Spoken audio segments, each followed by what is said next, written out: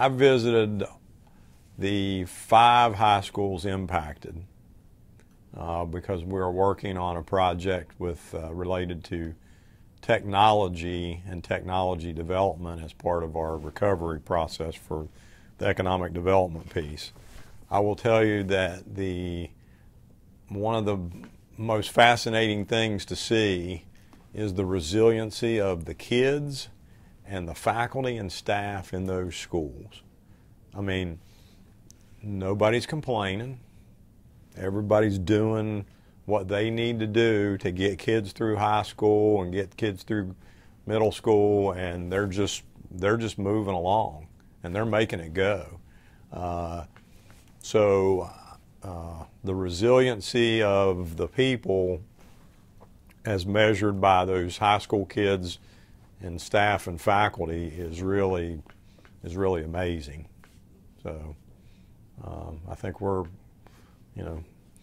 my sense is we're doing, I would give ourselves a grade of pretty good.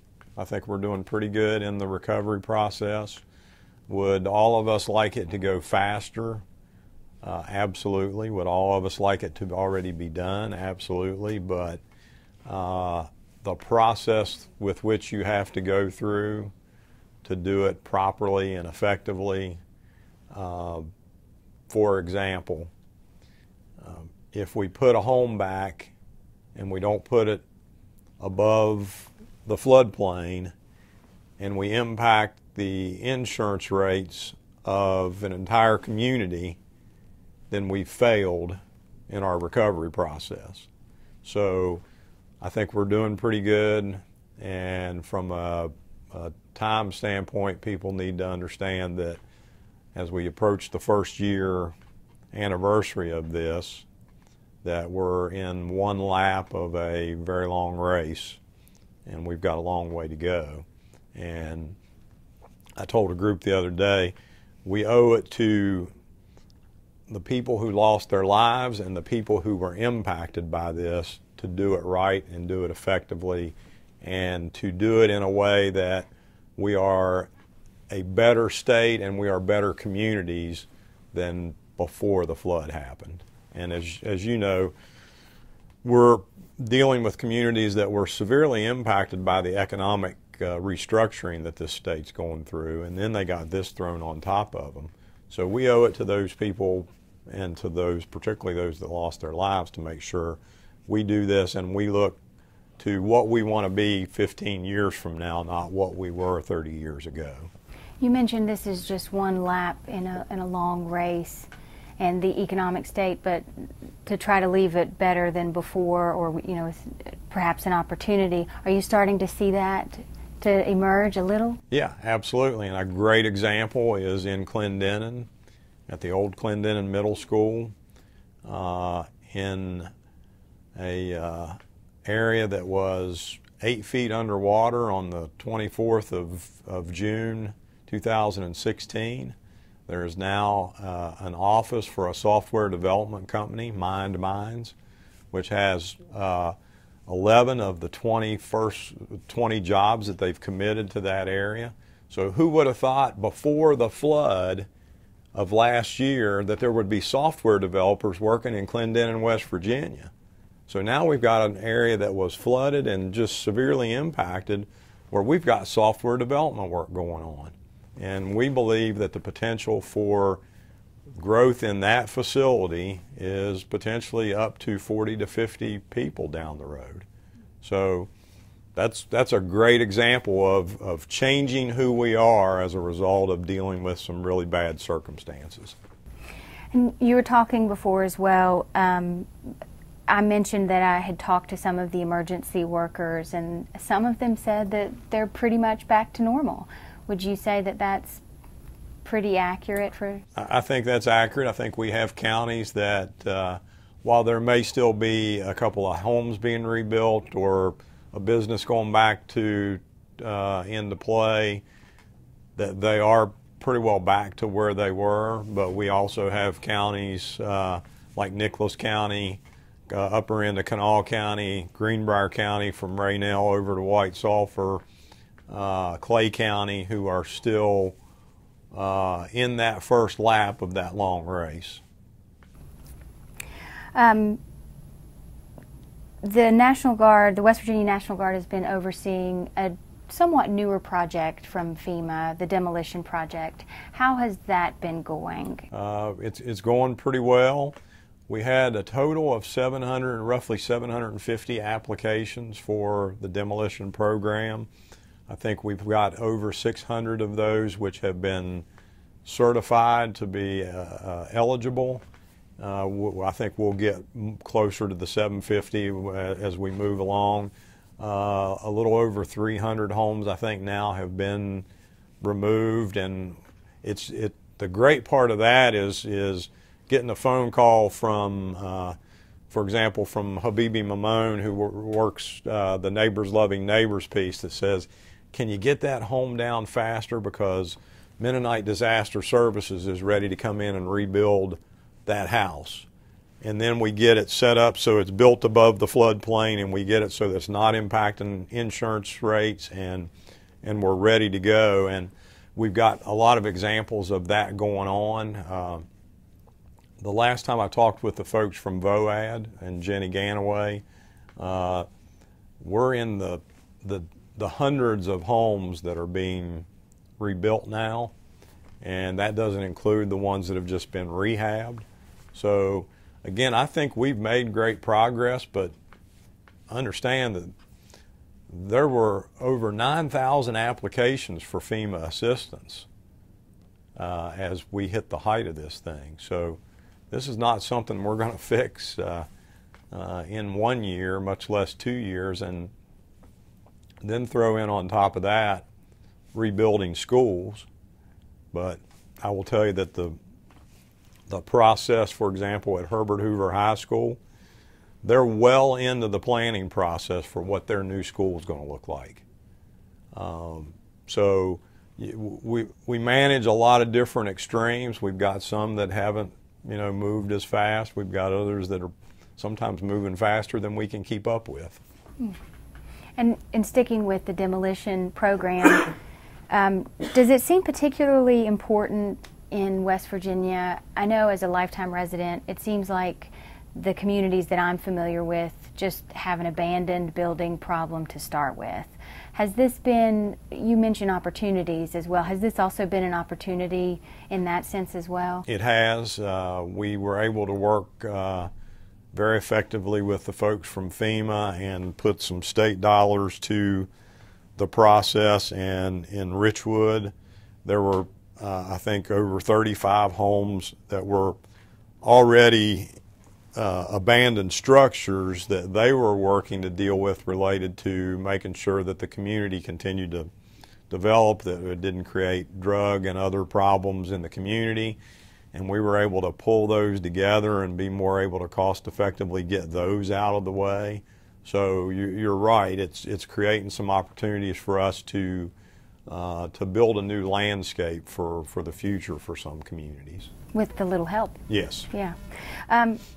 I want to move on to lessons learned that we might be able to take away from this. I think immediately there were some discussions about it, and perhaps more things have emerged over the past year. But is there anything particular you think that West Virginians and we as a state or communities might have learned that might help us or other possible potential flood victims in the future? Yeah, I think a couple of things as we continue to look back on what we did well, what we didn't do well. One of the things that we saw that we needed, and we have in the Guard have partnered with our first responder partners, is we're training a whole cadre of folks to do swiftwater rescue. We had the Guard folks and the high water vehicles. We didn't have the level of training that we needed on the swiftwater rescue side to as effectively partner with our civilian first responder counterparts. And in this case, that was a very important piece. Now, I will tell you that we improvised and we did what we needed to do. But part of my job is not just to look at the safety of the citizens of West Virginia in those responses. It's to ensure the safety of my guardsmen and the first responders and law enforcement folks who have to do that mission. And being better trained at that is clearly something that we need to work. And you're going to see a unique piece come about during the Boy Scout Jamboree, where guard folks who went through swiftwater rescue training are going to be partnered with their civilian counterparts that they were out on June the 23rd, 2016, rescuing West Virginians. They're now going to be providing the safety support to the Boy Scouts on the New River during the Boy Scout Jamboree. So that's another thing that's come out of this that's hey, we're a lot better than we were going into it. I think we, in the Guard in particular, have worked to leverage social media to more effectively during the derecho and other events understand what the needs of the people are. I will tell you that one of the things I want us to do a better job is managing some of the misinformation that goes out over social media, that somebody says, well, I heard that they're going to be doing this, or I heard that there's this thing over here. That's not necessarily the case. So being able to manage that, because when you have people in the traumatic circumstances that we had people in from this flood, and you create false expectations, you make it worse for them.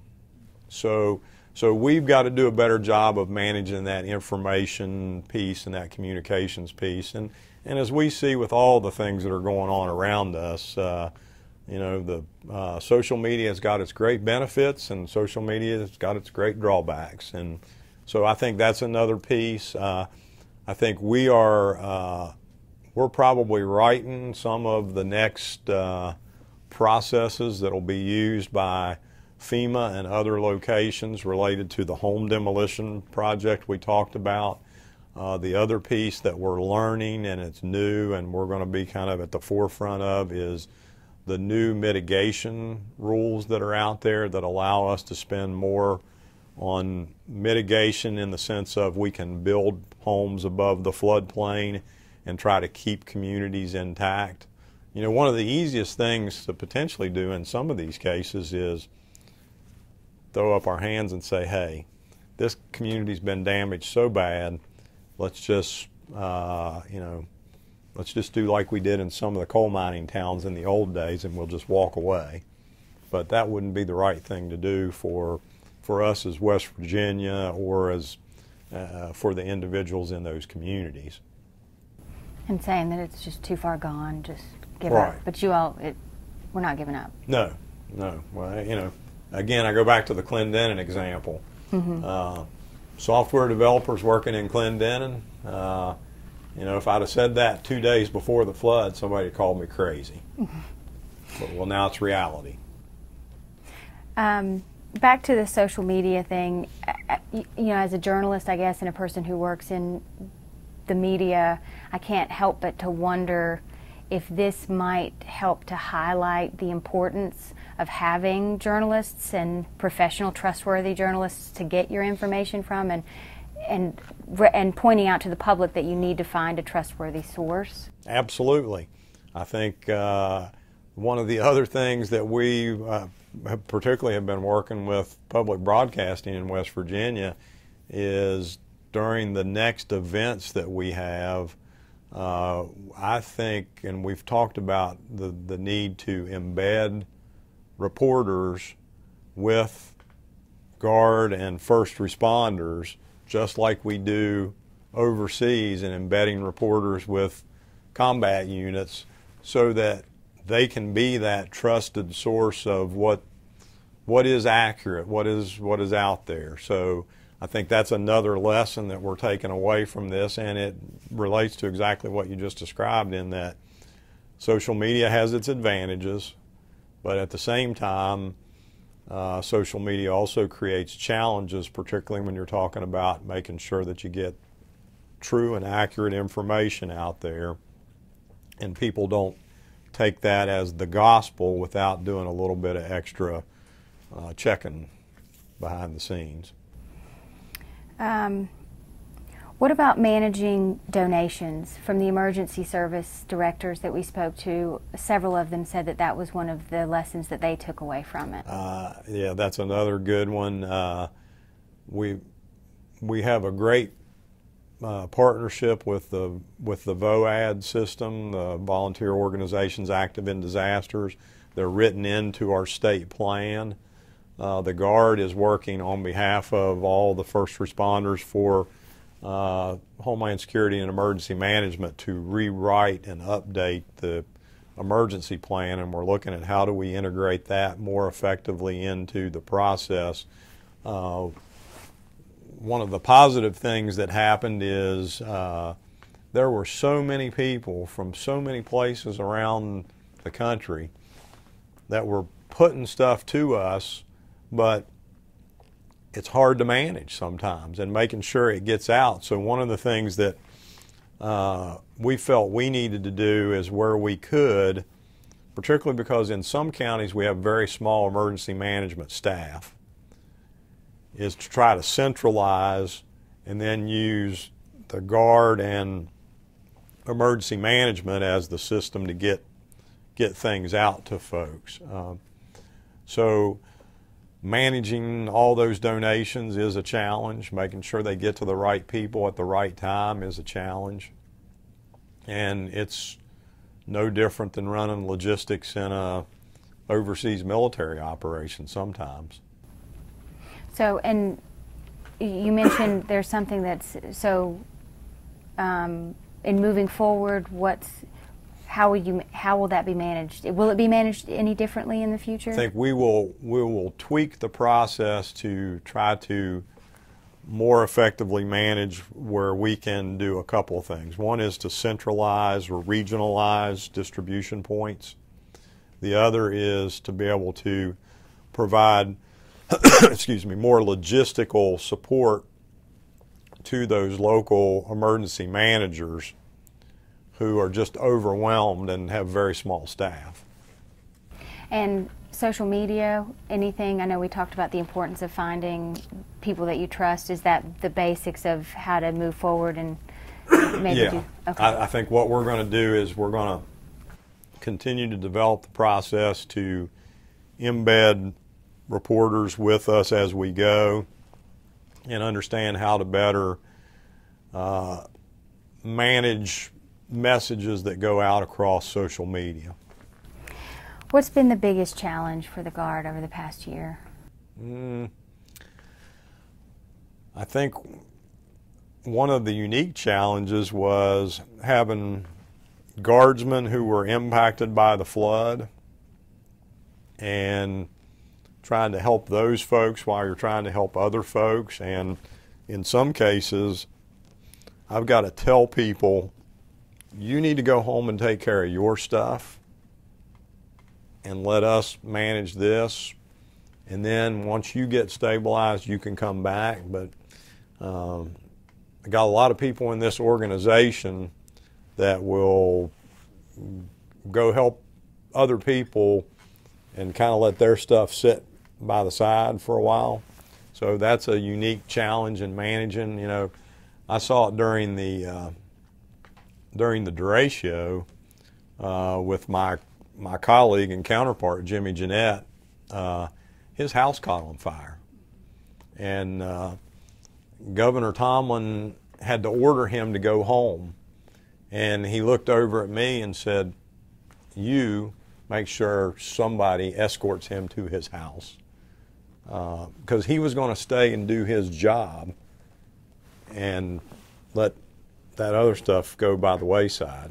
So I think that's a unique piece that we manage, and I think we as a state collectively have to manage the psychological piece of this for our citizens, but also for the first responders. You know, we have, from a Guard perspective, we were blessed to have an exceptionally strong chaplain corps. We do have psychological health providers that work with us, you know, whether it's related to PTSD. And PTSD from a combat situation and PTSD from a recovery situation, they can have the same level of impact. It may just be from different reasons.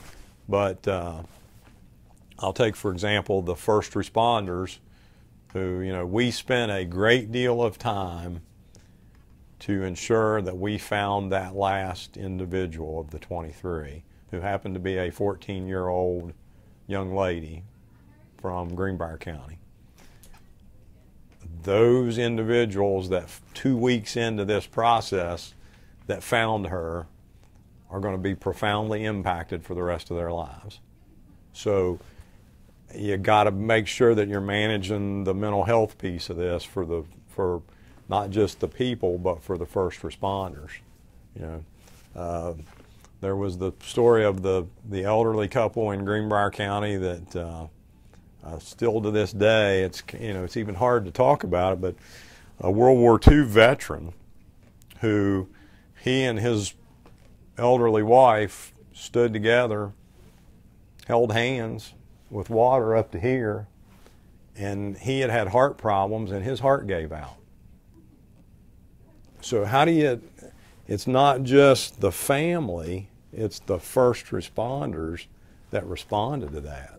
And that's a challenging piece that we got to continue to work. But I think if we focus on rebuilding better than we were before, then that's part of the, I guess for lack of a better term, that's part of the medicine for healing this other stuff.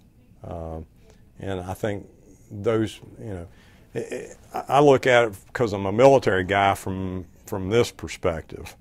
So here's a guy that survived World War II but didn't survive the flood.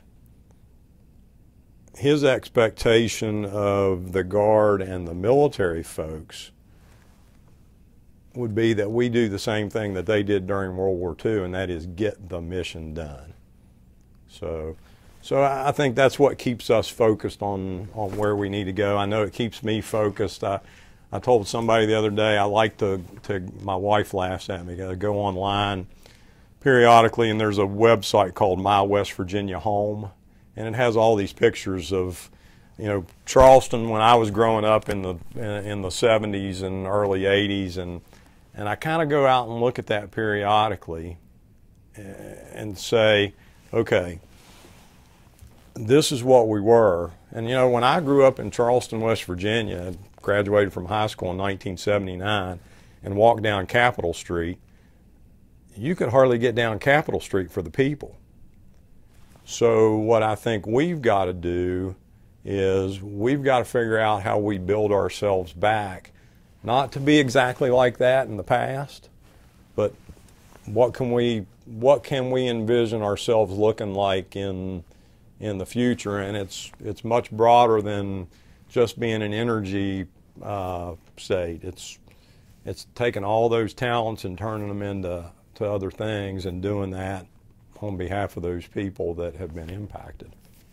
So, moving forward with these inspiring, you're focused on a mission, and you said it's a marathon, 3 to 5 years, putting things back even better, opportunities, things like that. What kind of things do you need? Are there additional things that you'd like to see move within, if you can comment on anything like that, or within the communities or government, or anything that you'd like to see happen that would be helpful in this? I think just a couple of things. One is the continued support of the people who have been engaged with this.